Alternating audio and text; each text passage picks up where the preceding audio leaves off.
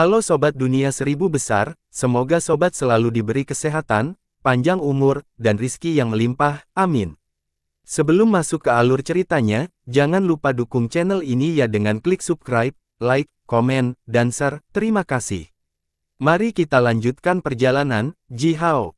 Dunia manusia dipenuhi dengan penderita.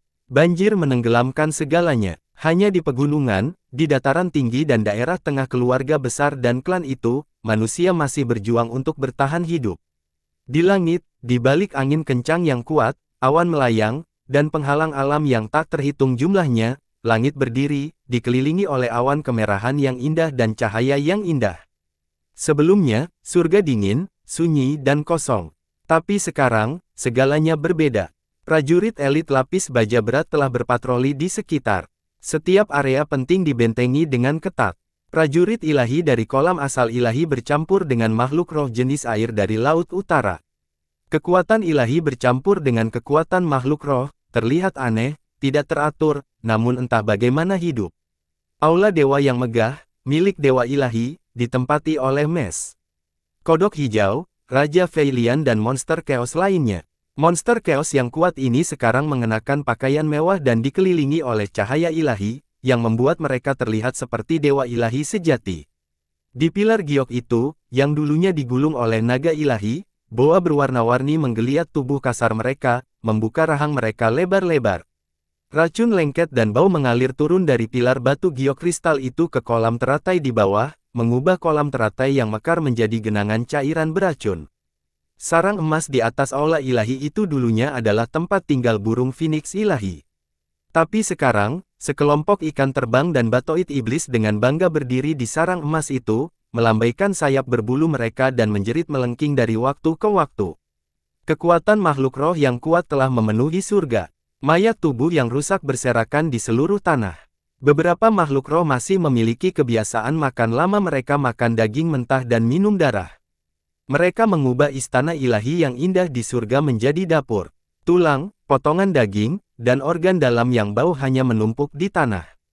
Di bawah bau darah yang kental ini, beberapa makhluk roh lemah, yang tidak memiliki kekuatan dan hanya bisa melayani yang lain seperti budak, telah berjalan-jalan secara diam-diam. Mereka mengambil potongan daging busuk dan melemparkannya ke mulut mereka, atau bersembunyi di luar istana dewa ilahi kuno, meninggalkan genangan air kencing. Raungan mengamuk gonggong tiba-tiba bergema di seluruh langit. Makhluk-makhluk roh ini berhenti seketika, secara bersamaan menutup mulut mereka dan berhenti bergerak.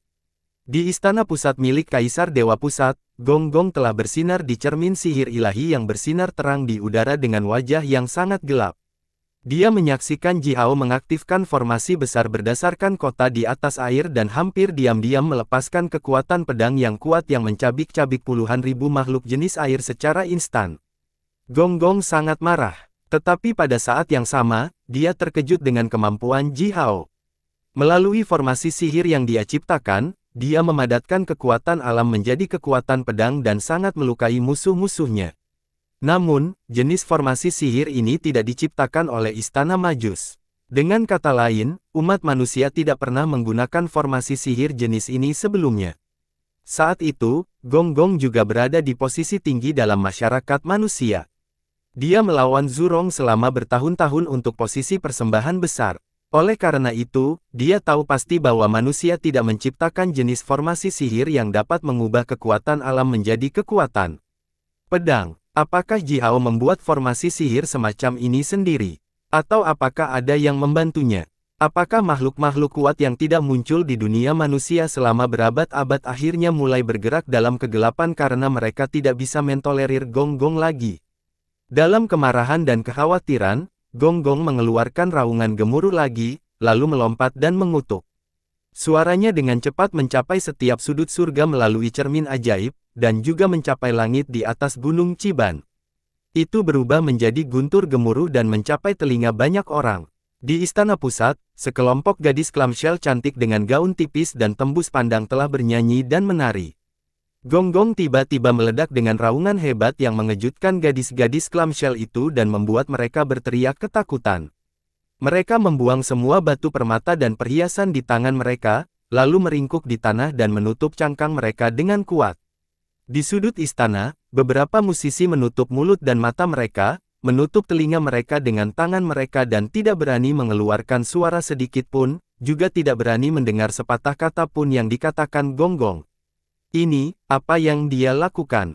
Dia menuju ke utara dengan pasukan yang begitu besar, benar-benar untuk mencegah invasi non-manusia. Atau, apakah ini skema? Gong Gong dengan cemas berteriak, matahari telah muncul di kota Puban.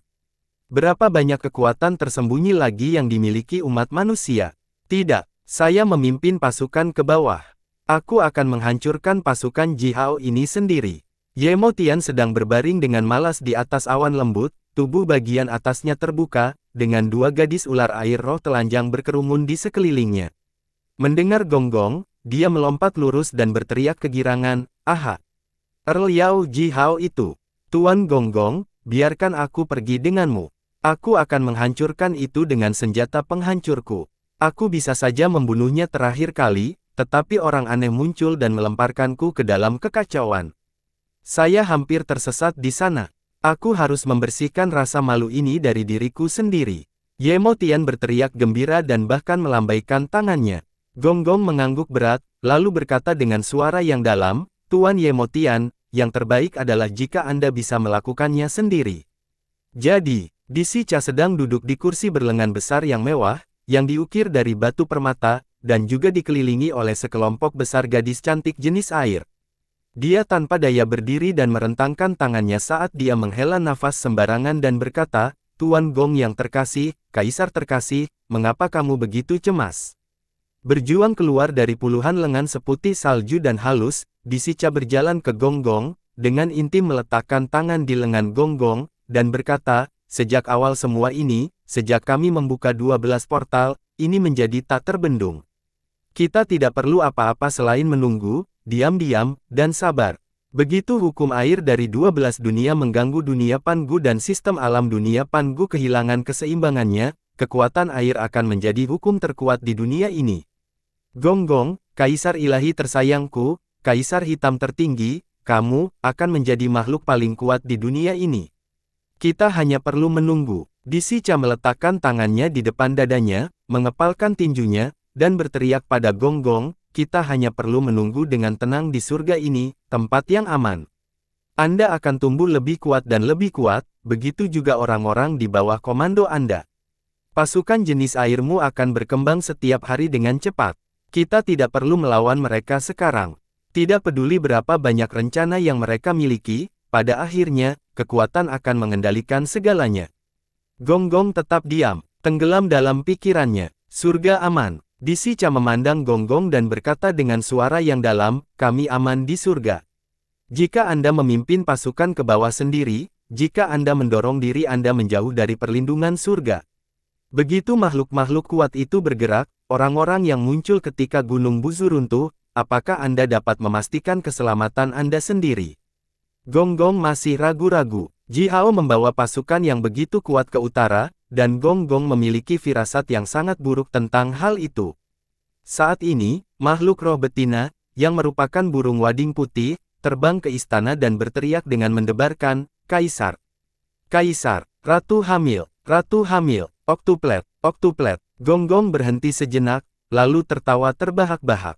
Dia melambaikan tangannya dan menjawab dengan keras, "Bawa aku padanya, sekarang. Beri penghargaan kepada semua orang. Buka perbendaharaan di surga, beri penghargaan kepada semua orang. Adapun anak Jihao itu, biarkan dia melakukan apapun yang dia inginkan." Dunia Pangu, di kehampaan berbintang. Jauh di dalam kehampaan adalah area yang tak terukur, dipenuhi dengan bintang-bintang yang berkilauan. Bintang-bintang besar dan terang melayang di kehampaan, puluhan juta di antaranya, perlahan-lahan bergerak di sepanjang orbit yang rumit, yang tidak terdeteksi oleh umat manusia. Kekuatan semua puluhan juta bintang bercampur menjadi satu, memenuhi setiap sudut seluruh area. Orang biasa tidak pernah bisa mendekati area ini. Bahkan jika mereka bisa, begitu mereka menerobos masuk, mereka akan segera dihancurkan menjadi ketiadaan oleh kekuatan bintang yang murni dan berat. Dengan harta sihir pradunia, seorang pria mungkin hampir tidak menahan kekuatan bintang. Namun, formasi bintang yang secara alami dibentuk oleh puluhan juta bintang akan membuat pria ini tersesat. Dia akan tersesat dalam formasi bintang selamanya, atau mulai muntah dan pingsan, lalu diusir oleh formasi bintang. Di tengah era ini, istana kristal 5 warna melayang di atas awan tebal dan berwarna-warni. Sekelompok burung yang indah dan berwarna-warni telah bernyanyi dan melayang di sekitar istana. Dari waktu ke waktu, seekor burung akan jatuh dari udara, mendarat di awan, menggoyangkan bulunya dan kemudian berubah menjadi gadis cantik. Banyak gadis cantik dengan keranjang bunga dan cangkul mini telah berjalan masuk dan keluar dari taman pembibitan di awan, dengan hati-hati merawat semua jenis tanaman ajaib. Kekuatan hidup yang sangat kuat ada di udara. Terkandung dalam kekuatan hidup ini adalah kekuatan penciptaan misterius. Oleh karena itu, semua tanaman ajaib di tempat ini sangat berkembang pesat, setiap daun bersinar dengan cahaya redup, menunjukkan kekuatan hidupnya yang kuat. Banyak ramuan ajaib pradunia diam-diam tumbuh di tempat ini, orang biasa di dunia Pangu bahkan belum pernah mendengar tentang ramuan ini. Di banyak kebun pembibitan, satu ramuan pradunia ditanam. Buah pada salah satu ramuan pradunia di kebun-kebun ini dapat segera memberi manusia biasa kehidupan abadi atau kekuatan yang luar biasa. Bagi manusia biasa, itu semua adalah harta tertinggi. Tapi sekarang, ramuan ini berakar sendirian di kebun mereka sendiri, mengharapkan sekilas dari pemilik tempat ini. Di sebuah kolam, yang melepaskan kabut ungu tebal, teratai yang tak terhitung jumlahnya mekar di atas daun hijau lebar, emas, keperakan, ungu, hijau. Kolam teratai membentang puluhan ribu mil. Di tengah kolam, teratai dewa selebar 10 mil dan 5 warna telah bersinar dengan indah, meredupkan semua teratai lain di kolam.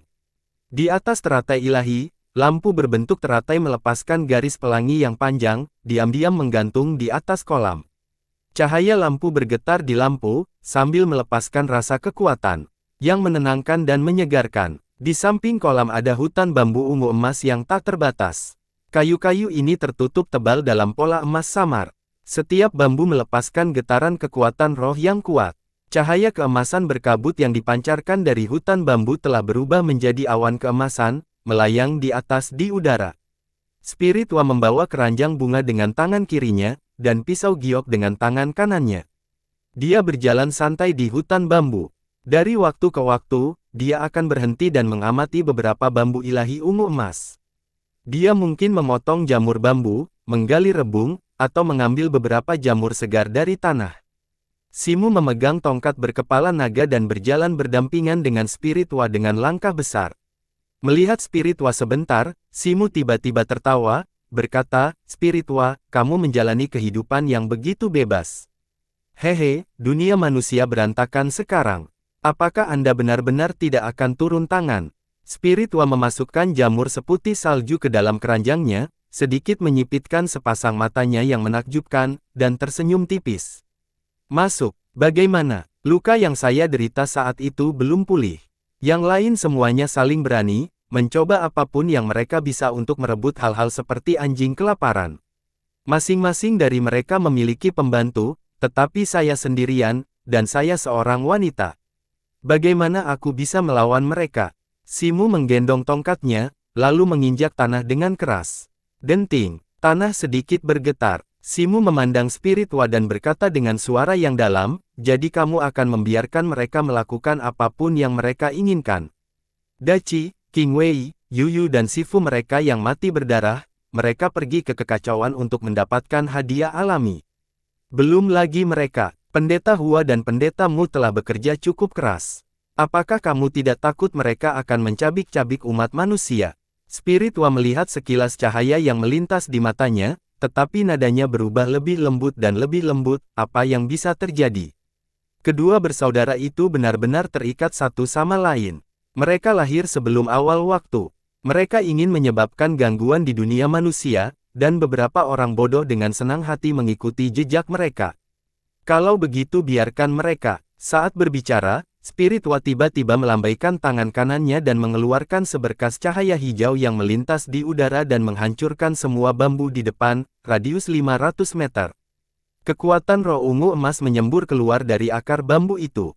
Seketika, rasa kekuatan yang kuat dan menyegarkan menyelimuti udara. Beberapa daun layu, kita harus membersihkannya. Beberapa orang bodoh, lebih baik mereka mati, kata Spiritwa dengan dingin. jenis naga, tipe Phoenix, dan umat manusia, ketiga pemilik garis keturunan Pangu ini, tidak ada yang lebih baik dari yang lain. Ketika mereka baru lahir, mereka memang berjuang untuk keunggulan. Tapi sekarang, mereka semakin lemah, dari generasi ke generasi. Ada baiknya seseorang memberi mereka pelajaran. Simu tetap terdiam beberapa saat, lalu sedikit menggelengkan kepalanya dan berkata, "Baiklah, kamu bertanggung jawab atas jenis naga, jenis Phoenix dan umat manusia. Anda dapat menghukum mereka, Anda dapat memberi mereka pelajaran, itu semua terserah Anda. Tapi Gonggong telah melakukan kejahatan mengerikan. Apakah kita tidak akan melakukan apa-apa tentang itu?" Ekspresi wajah spiritual berubah menjadi sangat rumit. Dia tersenyum tipis, lalu mengarahkan jarinya ke bambu yang hancur itu. Segera, semua bambu yang hancur itu tumbuh kembali. Dalam sekejap mata, hutan bambu yang hancur pulih sepenuhnya, dan bahkan lebih berkembang dari sebelumnya. Kita tidak bisa membiarkannya seperti ini. Spiritual tersenyum dingin, menunjuk jarinya lagi, kuali. Berbentuk bulat terbang perlahan keluar dari nyala api 5 warna, bersinar dengan cahaya 5 warna. Spiritual dengan lembut membelai kuali dan berkata dengan suara lembut, "Simu, kamu tahu bahwa aku mengendalikan dao kesuburan yang agung dari semua makhluk hidup di dunia. Bahkan dewa-dewa ilahi itu, kesuburan mereka juga berada di bawah kendaliku. Apa yang telah kamu lakukan?" Tertegun, Simu menatap spiritual. Tiba-tiba, beberapa rambut pendek di dahi Simu berdiri tegak, satu demi satu. Bukankah putra satu-satunya Gonggong meninggal?" Kata spiritual dengan hambar, "Aku memberinya 8 putra yang berharga. Seorang jiwa jahat, yang menjalani 10 kehidupan sebagai manusia jahat, pernah membunuh orang tuanya sendiri, satu jiwa berdarah dingin, yang hidup 10 hidup sebagai binatang buas, pernah melahap semua saudaranya, satu jiwa yang mesum, menjalani 10 kehidupan juga, dan dalam setiap kehidupan yang dia jalani, dia menghancurkan seluruh klan." Spiritual memberi tahu Simu tentang 10 jiwa, luar biasa, yang dia pilih. Dia menghapus semua ingatan kehidupan sebelumnya tentang 10 jiwa jahat, tetapi mempertahankan kejahatan di area terdalam dari jiwa-jiwa itu, lalu melemparkan semuanya ke Gonggong sebagai putranya. Itu adalah 8 putra yang akan dimiliki Gonggong. Namun, bagi Gonggong, ke-8 putra ini sebenarnya lebih seperti pengambil nyawa. "Aku melalui seluruh sistem reinkarnasi di dunia ini untuk 8 jiwa jahat itu," lanjut spiritual dengan dingin, "aku menghabiskan 3 bulan untuk menemukan kesempatan untuk akhirnya memasukkannya ke dalam perut istri Gonggong. Gonggong akan menenggelamkan seluruh dunia, lalu aku akan membakar kamar tidurnya," kata spiritual dengan nada dingin itu, "aku tidak muncul di dunia manusia dan tidak melangkah ke urusan manusia. Tapi ini tidak berarti bahwa beberapa orang diizinkan melakukan apapun yang mereka inginkan.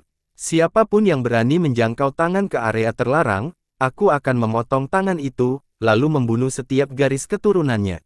Retak, guntur yang mengguncang alam semesta meledak di kehampaan, menggetarkan semua bangunan di daerah itu. Guntur menyapu langit di atas langit, menghancurkan semua awan di langit, menghancurkan pelangi sepanjang beberapa puluh ribu mil, dan menakuti boa yang melingkar di sekitar pilar naga hampir mati. Beberapa petir dan api yang tersisa jatuh dari awan dan mendarat di boa malang itu, meledakkannya menjadi untayan asap, seketika.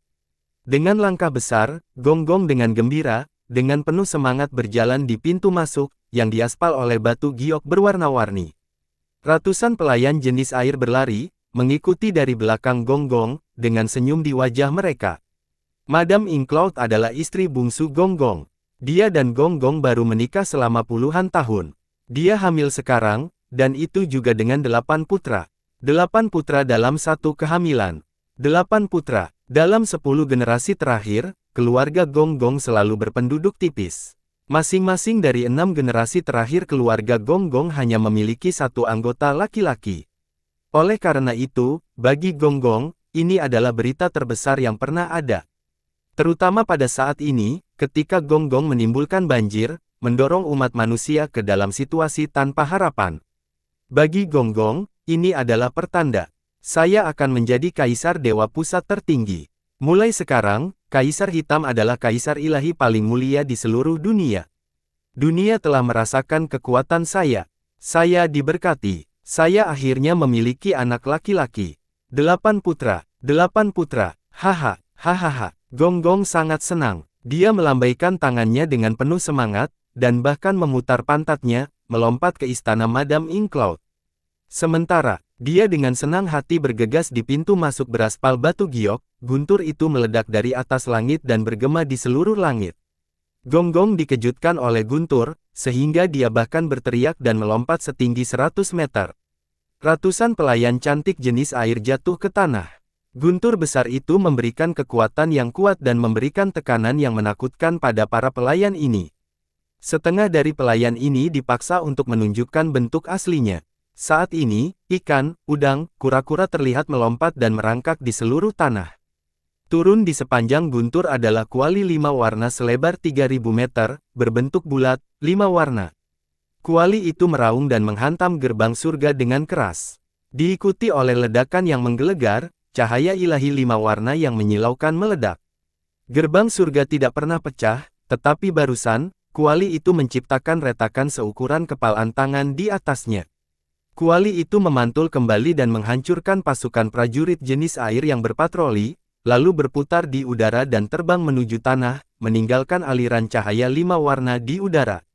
Di luar langit, dari jauh, suara yang sangat tidak tulus bisa terdengar, "Ah ya, itu terlepas dari tanganku dan memecahkan gerbang surga. Sungguh kesalahan besar yang baru saja saya buat." Berhenti sejenak, suara yang tidak tulus ini tertawa, "Ah ya. Tidak masalah, surga tidak memiliki pemilik sekarang. Siapa yang tahu itu adalah kami. Ketika Kaisar Dewa baru yang dipilih naik tahta, dia bisa memperbaikinya sendiri." Retak, gerbang yang rusak runtuh, mengaduk awan tebal. Sekelompok besar prajurit ilahi yang menjaga di dalam atau di luar gerbang semuanya tercengang. Mereka melihat ke gerbang yang runtuh, lalu saling melirik. Angin kencang bertiup kencang melintasi mereka, tetapi tidak ada dari mereka yang bisa mengucapkan sepatah kata pun. Kuali berbentuk bulat dengan 5 warna jatuh langsung ke sisi utara Midland.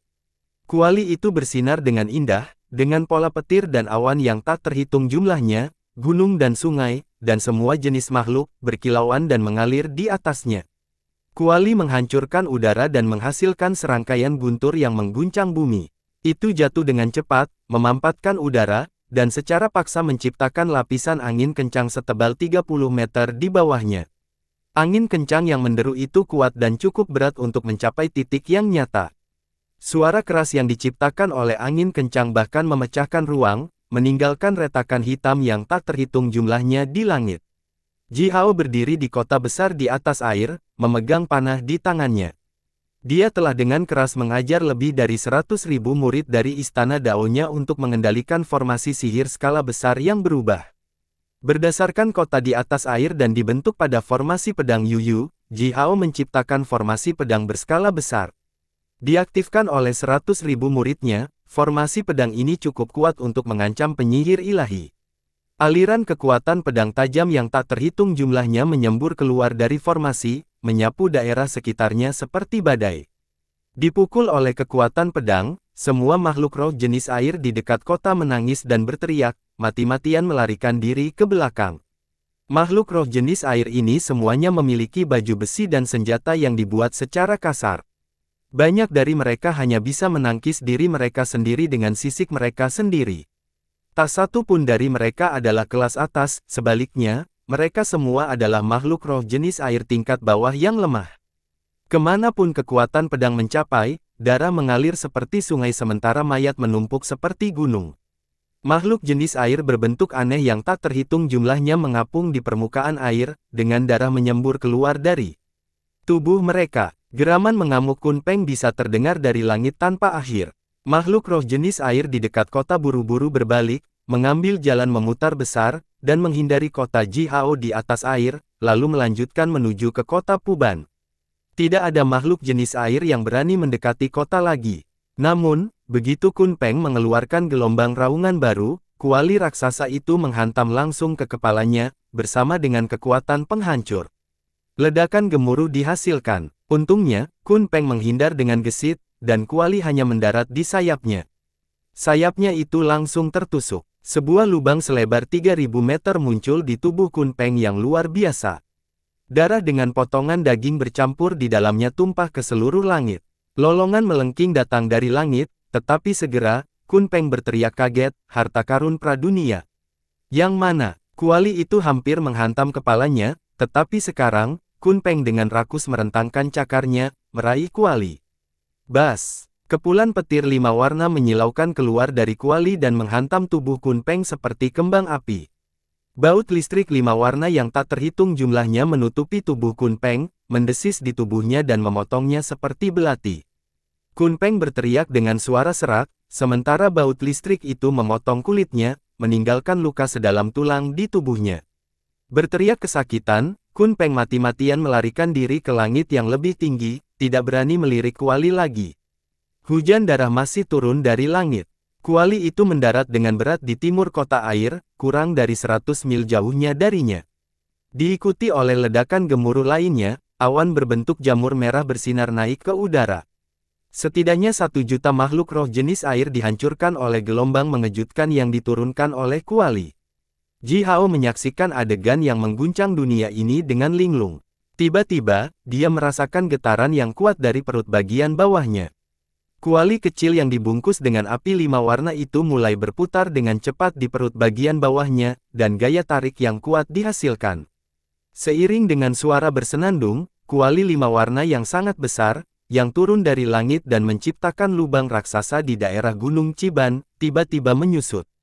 Kuali berputar di tanah, sambil menyusut seukuran kepalan tangan, terbang cepat ke Ji Hao. Sebelum Ji Hao bisa bereaksi, kuali itu sudah mengebor perut bagian bawahnya, perlahan bergabung dengan kuali kecil tembus pandang di dalam perut bagian bawahnya. Kekuatan penciptaan yang tak ada habisnya melonjak keluar dari kuali yang digabungkan. Bel Pan Gu berdering dengan gemuruh, lalu kuali kecil itu berdering keperakan. Dering lonceng dan dering kuali bergema satu sama lain, sementara benang kekuatan keos naik dari bel dan kuali. Apa itu? Ji Hao berteriak kaget. Tidak ada yang menanggapi. Anehnya, kuali ini turun dari langit dan menetap di tubuh Ji Hao begitu saja. Di air yang luas, pasukan makhluk roh jenis air terlihat datang dari utara. Sementara itu, kota air Ji Hao ditarik oleh 10.000 kura-kura roh kosong berbintang, perlahan bergerak ke utara. Makhluk roh jenis air itu dengan waspada menghindari kota besar itu, tinggal setidaknya 100 mil jauhnya darinya. Mereka adalah musuh, tetapi mereka bergerak damai satu sama lain. Langit masih tertutup awan gelap, dan hujan lebat tidak pernah berhenti. Lapisan tebal kabut air melayang di permukaan air. Kabut lembab telah mendekati tembok kota kayu kota air, tetapi dihilangkan oleh simbol mantra berkilau besar di tembok kota dari jarak bermil-mil. Prajurit manusia berjaga di tembok kota, dengan waspada melihat sekeliling. Mata mereka berkilau dengan cahaya terang, di bawah pengawasan mereka, makhluk roh jenis air itu tidak mungkin melancarkan serangan dari bawah air. Kota perlahan bergerak ke utara. Perjalanannya aman dan damai, dan setengah bulan telah berlalu seperti ini. Ji Hao duduk di markas, mengatur file yang dikirim dari kota Puban dan meletakkannya secara teratur di atas meja. Si Wenming sudah mulai mengatur tenaga kerja dan sumber daya material untuk mengimplementasikan rencananya untuk pengendalian banjir. Namun, rencana itu sekarang menghadapi perlawanan yang kuat. Begitu orang-orang itu keluar dari formasi pertahanan besar kota, pasukan jenis air menyerang. Dalam waktu setengah bulan, pasukan manusia telah bertempur lebih dari 100 pertempuran melawan jenis air. Jumlah makhluk roh jenis air itu terlalu besar, sangat besar. Prajurit manusia diperlengkapi dengan baik, kekuatan individu dari setiap prajurit manusia jauh lebih besar daripada makhluk jenis air yang lemah itu. Kedua belah pihak telah menderita kerusakan. Makhluk roh jenis air yang tak terhitung jumlahnya dibantai, mayat-mayat menumpuk seperti gunung. Makhluk roh jenis air ini semuanya berubah kembali ke bentuk aslinya sebelum mereka mati, dan mayat mereka sebagian besar memperkaya cadangan daging kota Puban. Menghadapi segala macam kesulitan, rencana besar Si Wenming mulai beroperasi. Saya ingin tahu kapan semua ini bisa berakhir. Ji Hao duduk dengan kaki disilangkan, dengan bola kabut jernih melayang di atas kepalanya. Di atas kabut, matahari merah bersinar di udara. Cahaya merah hangat matahari menciptakan bayangan yang berubah di dalam ruangan, memunculkan pemandangan magis dan misterius. Kekuatan roh Ji Hao melonjak menuju kuali kecil di perut bagian bawahnya seperti air pasang. Mengamati selama beberapa kata, Ji Hao pada dasarnya menyimpulkan bahwa kuali kecil di perut bagian bawahnya sebelumnya, yang terbungkus api 5 warna, hanyalah roh harta karun tertinggi, dan kuali besar yang turun dari langit adalah harta karun yang sebenarnya. Sekarang, harta karun itu telah bergabung kembali dengan rohnya dan menghasilkan transformasi magis. Dengan kultivasi dan pengetahuan Ji Hao saat ini, dia tidak tahu bagaimana transportasi itu terjadi. Namun, bel Pan-gu secara otomatis tenggelam ke perut bagian bawahnya dari ruang spiritualnya dan tergantung di atas kuali kecil, berdering sedikit. Ruang itu dipatahkan oleh bel, karena sekarang telah mengekstraksi kekuatan keos yang murni dan tak ada habisnya langsung dari keos dan dikirim ke kuali. Semua jenis kekuatan ganas terkandung dalam kekuatan kekacauan, ditambah dengan jenis kekuatan beracun yang tak terhitung jumlahnya, kekuatan jahat, dan energi negatif lainnya. Oleh karena itu, tidak ada seorang pun di dunia yang cukup bodoh untuk mengolah dirinya sendiri secara langsung dengan kekuatan keos. Namun, saat lonceng Pan-gu mengirimkan kekuatan keos mentah ke dalam kuali kecil, yang terakhir bersinar terang dengan cahaya 5 warnanya, menciptakan pusaran tak berdasar yang menyerap semua kekuatan keos. Diproses oleh kuali kecil, aliran kekuatan yang sedikit keruh namun murni dan lembut dilepaskan dari kuali, bergabung dengan tubuh Ji Hao. Setengah bulan setelah kuali mengendap di tubuh Ji Hao merasa tulangnya telah berubah menjadi sangat kuat dan kokoh, sementara kekuatan aneh dan sangat besar mengalir di seluruh tubuhnya. Peningkatan ini hanya terjadi pada tubuh fisik Ji Hao, sementara kultivasi daunnya tidak terpengaruh sama sekali. Harta karun yang menarik, gumam Ji Hao, saya pikir harta karun ini ada di dalam tubuh saya bahkan sebelum saya lahir. Jadi, siapa yang memasukkannya ke dalam saya? Dalam beberapa hari terakhir, Ji Hao telah mengamati kuali dengan kekuatan rohnya. Kurang lebih, dia menemukan beberapa fungsi kuali ini. Ia bisa memiliki kemampuan kreatif yang tak terukur. Besar, sederhananya, kuali ini adalah mesin produksi yang sepenuhnya otomatis. Armor besi, senjata, bendera, pita, kapal perang, obat ajaib, racun ajaib, dengan bahan yang cukup, kuali ini dapat menghasilkan apa saja tanpa batasan. Selain itu, produk kuali ini semuanya adalah potongan berkualitas tinggi.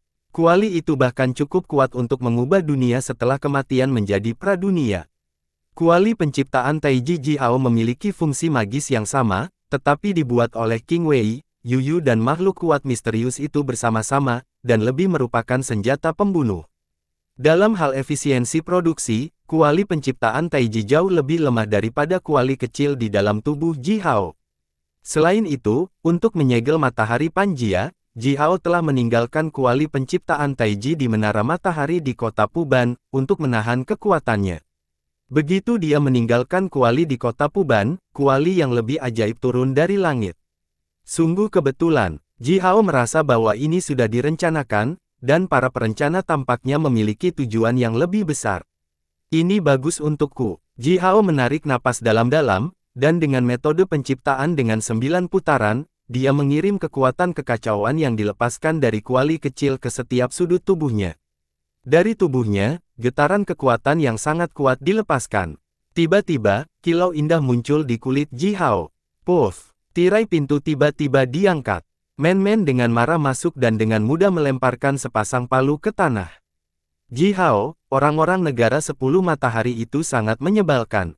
Anda harus melakukan sesuatu. Men-men cemberut, berdiri di depan Ji Hao dengan tangan bertumpu di pinggul saat dia berkata, kami belum bertempur apapun, tetapi orang-orang itu mengatakan bahwa mereka tidak membawa cukup panah, dan mereka ingin kami memberi setiap pemanah 10.000 anak panah. Dan panah itu harus kelas atas dengan simbol mantra. Sangat tidak masuk akal. Ji Hao mengangkat kepalanya. Sepanjang jalan, tentara di bawah komandonya sangat damai, dan Ji Hao hanya bertanya-tanya mengapa ada yang tidak muncul untuk menimbulkan masalah. Seperti yang dia pikirkan, sudah waktunya bagi beberapa orang untuk melompat keluar. Ji Hao melepaskan kekuatan rohnya dan langsung menutupi seluruh kota.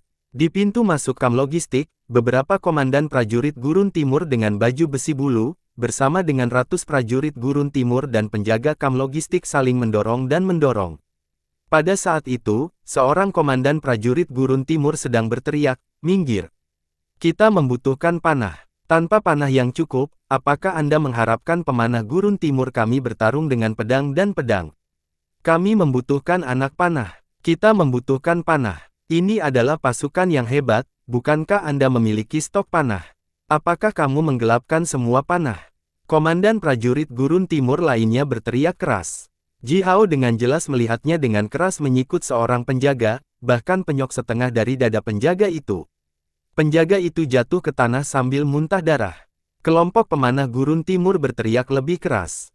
Komandan prajurit gurun timur yang menyerang penjaga barusan tertawa keras dan mengangkat tangannya tinggi-tinggi, memberitahu yang lain bahwa dia tidak bersalah. Tiba-tiba, siluet melintas di udara dan muncul di depan wajahnya. Itu adalah Cao Si, yang bertanggung jawab atas dukungan logistik tentara. Dia meremas leher komandan dan melemparkannya ke langit. Swiss. Leher komandan itu ditarik lebih lama lebih dari setengah kaki sementara dia dikirim mendesir ke langit seperti anak panah. Cao Si bergerak secepat sambaran petir. Kelompok pemanah gurun timur gagal bereaksi tepat waktu. Hanya setelah komandan mereka dilemparkan ke langit, mereka akhirnya melihat Cao Si, yang muncul begitu tiba-tiba. Hambatan udara yang kuat melukai leher komandan prajurit itu dengan parah. Dia adalah seorang Raja Magus, darah rohnya dengan cepat memerah melalui lehernya yang terluka dan dengan cepat menyembuhkan tulang dan ototnya yang patah. Saat dia terbang di langit, komandan ini menundukkan kepalanya dan menggeram ke tanah. Serangan musuh. Alarm serangan musuh ini memulai gangguan besar di seluruh kota air. Dari segala arah, pasukan prajurit elit bergegas keluar dari barak, menarik pedang dan pedang mereka keluar dari sarungnya, meninggalkan dentang logam yang bergema di udara. Sementara itu, raungan naga yang dalam bisa terdengar bergema ke awan, saat ratusan naga bersayap besar mengepakkan sayap mereka dan bangkit dari kota. Ratusan pemanah terlatih di luar kam logistik dengan cepat berpencar, bergegas ke daerah tinggi di kota, dan membuka busur mereka, ditujukan ke Cao Si. Panah yang dibuat dengan indah dipicu dengan cahaya yang menusuk mata. Untaian kabut bercahaya melingkar di sekitar panah, menjalin simbol mantra sihir yang sangat mematikan. Semua panah itu adalah panah simbol mantra kelas atas yang dibuat secara diam-diam oleh Master Eastern Wastelen dengan bahan terbaik. Pemanah gurun timur ini hanyalah penyihir senior, tetapi dengan panah yang kuat itu, mereka dapat meluncurkan serangan tingkat raja penyihir tingkat tinggi. Cao Si dikunci oleh ratusan panah simbol mantra. Terlihat, gelombang aliran kekuatan transparan menyebar dari mata panah dan menembus udara, mencapai tubuh Cao Si. Aliran kekuatan ini dihasilkan oleh simbol mantra pada panah tersebut. Aliran kekuatan transparan sepertinya menghancurkan tubuh Cao Si, dan membuat kemeja panjangnya berkibar di udara, seolah-olah angin kencang telah bertiup. Ji Hao berjalan keluar dari markas, menginjak awan, dan terbang ke kam logistik. Di udara, komandan prajurit gurun timur mulai jatuh. Hembusan angin kencang naik dari sekeliling tubuhnya dan berubah menjadi sepasang sayap berwarna cian yang menahannya. Dengan bangga dan kejam, dia terjun turun dari langit. Jelas, Cao Si adalah targetnya. Ji Hao mengangkat kepalanya, melirik komandan itu, dan tiba-tiba meledak dengan geraman dingin, memberikan alarm palsu, mengguncang moral tentara. Bunuh dia! Feng Xing berjalan keluar dari kam di belakang dan diam-diam menarik busur ilahinya terbuka, melepaskan panah seperti bayangan yang hampir tidak terlihat. Di udara, wajah komandan prajurit itu langsung dipenuhi oleh ketakutan.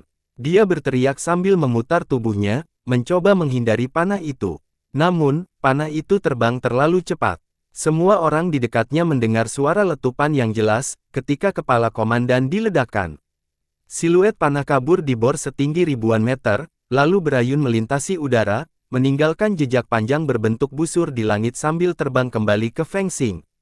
Sebuah anak panah kulit yang dibuat dengan indah yang diikat di pinggang Feng Xing bersinar dengan cahaya redup, saat panah itu secara akurat terbang kembali ke dalamnya.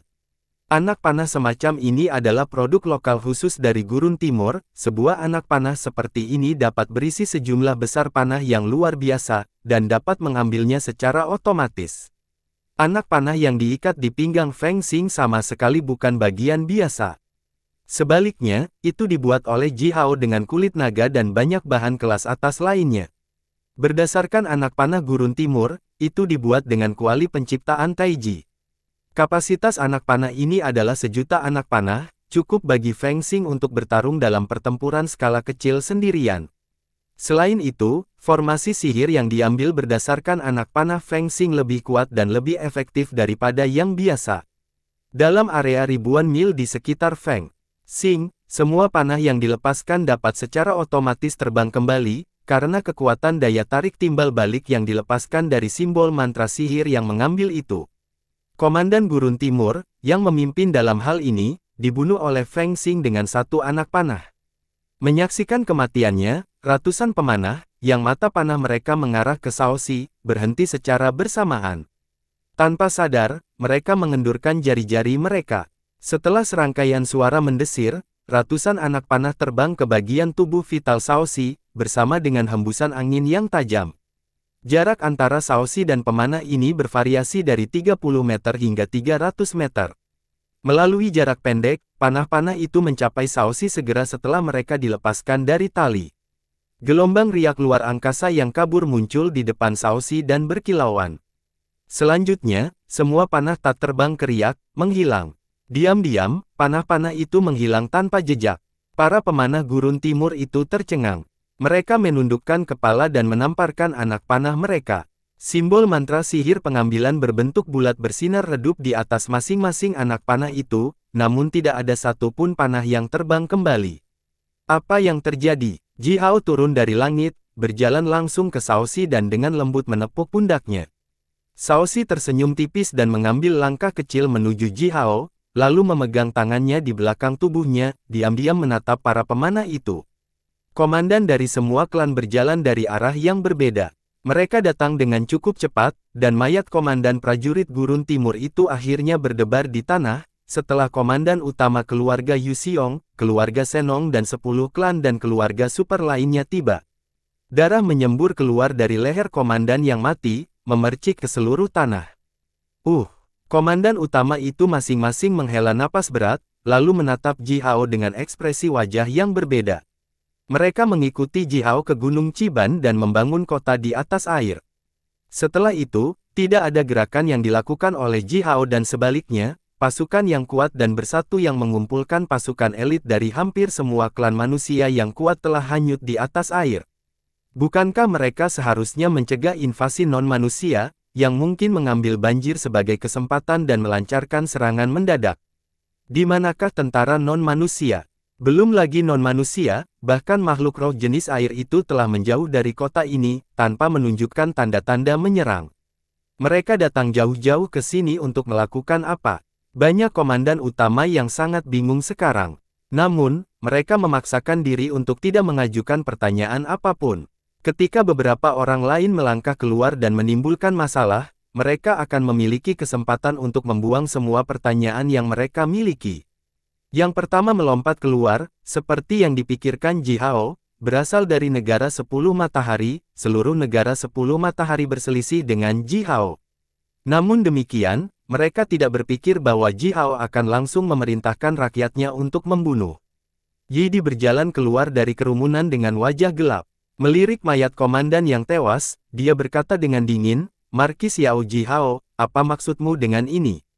Prajuritku tidak memiliki cukup panah, yang berarti kita tidak bisa bertarung dalam pertempuran jangka panjang. Aku menyuruh mereka datang untuk mengambil beberapa anak panah, jadi kamu membunuh seorang pria untuk itu." Ji Hao mengambil 2 langkah ke depan. "Jangan mainkan permainan bahasa apapun, dan jangan memainkan trik kotor apapun. Jika kamu berani merusak misi ini, aku akan berani membunuh orang," kata Ji Hao dengan wajah terkatup, wajahnya sangat dekat dengan wajahnya Yi Di. Yi Di menjawab dengan nada kasar, "Game bahasa apa yang saya mainkan? Trik kotor apa yang saya mainkan? Aku hanya..." Ji Hao dengan kasar memotongnya dan berkata, "Kamu ingin panah halus? Anda dan mereka yang berada di bawah komando langsung Anda, jika Anda memiliki nyali untuk pergi ke kota Liangzhu untuk mengetahui situasi non-manusia saat ini, saya akan memberi Anda panah sebanyak yang Anda inginkan." Yi Di mengalihkan pandangannya dari Ji Hao untuk menghindari tatapannya yang tajam dan berkata dengan dingin, "Saya memiliki 200.000 pemanah elit kelas atas di bawah komando saya. Masing-masing membutuhkan setidaknya 10, tidak, 50.000 panah berkualitas tinggi. Bisakah kamu melakukan itu? Penampilan Shaoxi berubah. Yi Di menuntut harga selangit. Dia jelas tahu bahwa kali ini, meskipun tentara telah membawa pasokan dalam jumlah besar dari kota Puban, sebagian besar persediaan itu adalah makanan. Adapun panah dan jenis barang lain yang dapat dibuang, cadangannya sebenarnya agak terbatas. Namun, Ji Hao tertawa terbahak-bahak, bagus, 200.000 pemanah, 50.000 panah berkualitas tinggi untuk masing-masing. Beri aku 3 hari, dan aku akan memberimu panah yang kamu butuhkan. Tetapi jika Anda tidak dapat membawa orang-orang Anda ke kota Liangzhou untuk mendapatkan beberapa informasi berharga, Anda, dan semua orang di bawah Anda memimpin, saya akan mengambil kepala Anda. Sebelum Yi Di bisa menjawab, Ji Hao mendorong dadanya. Kekuatan kekerasan menghantam dada Yi Di, melumpuhkannya untuk berdiri dengan mantap dan memaksanya mundur dengan terhuyung-huyung. Yi Di menabrak sekelompok orang di belakangnya, dan membuat puluhan komandan bermutu tinggi dari negara 10 matahari semuanya jatuh ke tanah. Bersambung.